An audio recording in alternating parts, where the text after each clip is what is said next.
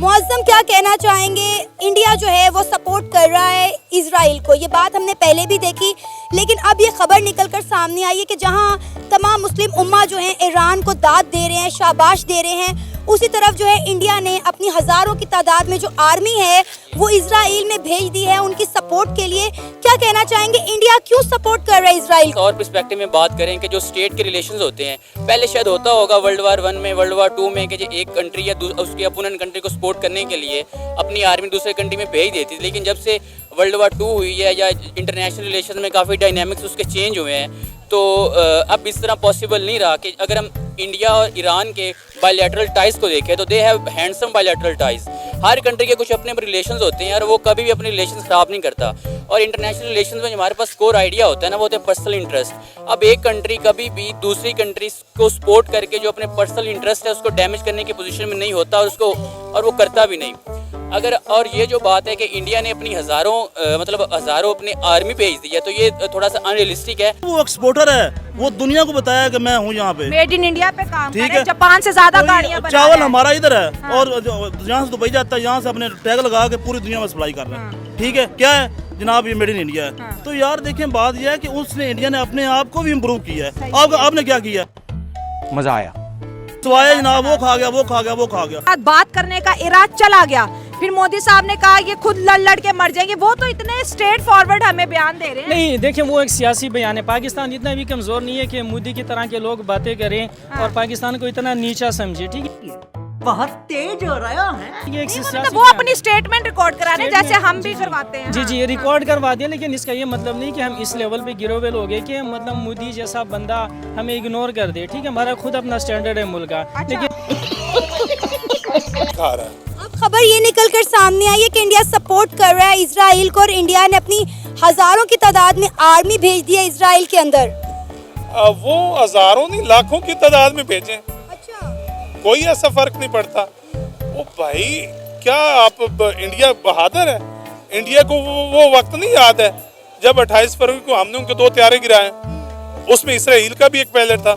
तो इसराइल की भी औकात हमें पता है और इंडिया की भी औकात हमें पता है। रस्सी जल गई पर बल नहीं गया। तो इजराइल जितना एडवांस है, इंडिया भी उससे ज्यादा एडवांस है। बेशक एडवांस है, लेकिन अल्लाह की मदद है। ईरान के साथ ये कभी भी नहीं हो सकता कि ईरान जो है वो उनसे मार खाए। और अगर ये रहा इंडिया, ये जितनी मर्जी फौजें भेजता रहे, इंडिया बुज़दिल है। चड्ढा समझाओ इसे, समझाओ। ना हमारे साथ लड़ सकता, ना इंडिया चाइना के साथ लड़ सकता है। अभी चाइना ने इनका क्या हाल किया था लद्दाख में, याद है आपको? कितने किलोमीटर चला गया था चाइना, उनके मुल्क के अंदर चला गया था। अभी तो इंडिया खुद टूटने वाला है। आपको ये किसने कह दिया कि इंडिया टूटने वाला है? अभी खालिस्तान जो तहरीक है वो चलने वाली, वो जोर पकड़ रही है। इनको पता ही नहीं है कि क्या इनके साथ होने वाला है। इनके टोटे टोटे होने। आहा, बहुत चंगा नाम है। इंडिया के टोटे टोटे हो जाएंगे। इंडिया के अंदर से टोटे टोटे होने, अंदर से। पाकिस्तान के हो रहे हैं। पाकिस्तान में देखें आप, कितनी फूट पड़ी हुई है। हर दूसरा सूबा जो है आजादी की जंग लड़ रहा है। पाकिस्तान लड़ता रहे, भाई एक घर में 4 भाई है ना, तो वो भी आपस में लड़ते नहीं, लेकिन रहते एक ही घर में। ये पाकिस्तान के 4 सूबे हैं और ये पाकिस्तानी आपस में कभी भी नहीं ये अलहदा होंगे। लेकिन अब एक खबर निकलकर सामने आई है कि इंडिया अपनी कई हजार आर्मी जो है वो इजराइल के अंदर भेज रहे हैं इजराइल को सपोर्ट करने के लिए। क्या कहना चाहेंगे आप? नहीं, ये तो मुश्किल है कि इंडिया इसराइल के पास ये लेकर जाए आर्मी। बात अभी कर रहे हैं जो इंडियन आर्मी के हवाले से, आपने कहा कि इंडिया बड़ी बुज़दिल कौम है, वो पाकिस्तान पे कभी हमला नहीं कर सकती। लेकिन आप ये भी तो देखें ना कि पाकिस्तान की अगर हम बात करें तो पाकिस्तान का जितना पानी है वो इंडिया से आता है और इंडिया ने कहा है कि अगर हम इनका पानी रोक दें तो ये लोग बूंद बूंद को तरस जाएंगे।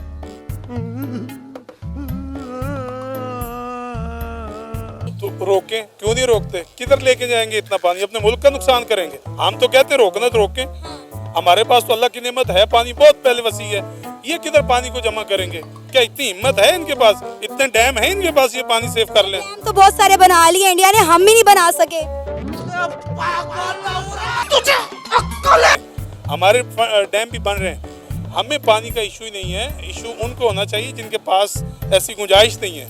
इंडिया आप जितनी मर्जी बढ़ के मारता रहे, आप उनके बड़कों पे ना जाएं, वो बुज़दिल है, वो कभी भी नहीं आगे आ सकता। अगर हम करें तो करें क्या, बोले तो बोले क्या। वो हजारों में नहीं लाखों में लोग भेज दें वहाँ पे। हम उम्मत मुसलमा के लोग जितनी भी इस्लामिक कंट्री हैं इकट्ठी हो जाएं, तो ये यूरोपियन कंट्री जितनी हो जाएं, या ये इस्लामिक कंट्रीज में तो यूनिटी ही नहीं है। आप देखें OIC को देख लें या आप पाकिस्तान को देख लें, कौन सी इस्लामिक कंट्री है जो पाकिस्तान को सपोर्ट करी है? सबकी सपोर्ट तो इंडिया के साथ है। सब इस्लामी ममालिक तो इंडिया के साथ ट्रेड करें। इवन कि अगर हम ईरान की बात करें तो ईरान ये अपने बड़े अच्छे ताल्लुकात हैं इंडिया के साथ। इंडिया जो है ईरान से तेल लेता है। अगर अच्छे ताल्लुकात होते तो क्या ईरान के खिलाफ इंडियन भेजते आर्मी वहाँ पे इसराइल के पास? कुछ भी नहीं है। अच्छा, ये बाप मानता है इसराइल को, इंडिया अच्छा। को बाप मानता है, इसलिए उनकी जी हजूरी में लगा रहता है। इसराइल को रोकेगा तो सिर्फ ईरान ही रोकेगा और किसी के दाम में नहीं है, किसी के दाम में नहीं है। फिर अगर रोकेगा तो चाहे जितना भी कोई इसके एंटी हो जाए, अमेरिका एंटी हो जाए, जो भी हो जाए, अगर कोई रोकेगा तो कौन रोकेगा? सिर्फ ईरान रोकेगा। क्योंकि ना वो किसी का कोई, ना वो किसी से भीख लेता है, ना वो किसी से वो मतलब पैसे उधार लेता है, ना IMF का वो कर्जदार है, ना वो किसी का वो अगर उसका जो बजट है वो ऑयल रिफाइनरी है। अगर वो ऑयल रिफाइनरी पे एक हमला करेंगे ना तो ईरान 100 हमला करेगा। ईरान एक इनकलाबी कौम है, वो हमारी तरह नहीं है, एक डरपोक कौम। आज ही बदल लिया साला। लेकिन हम तो कहते हैं कि पाकिस्तानियों में बड़ा जज्बा है, एक दफ़ा हमें भेजें, हम इजराइल को जो है मुंह तोड़ जवाब दे के आएंगे। हम तो एटम बम रखते हैं, हम ये कर देंगे, वो कर देंगे। कहाँ गया अब हमारा जज्बा?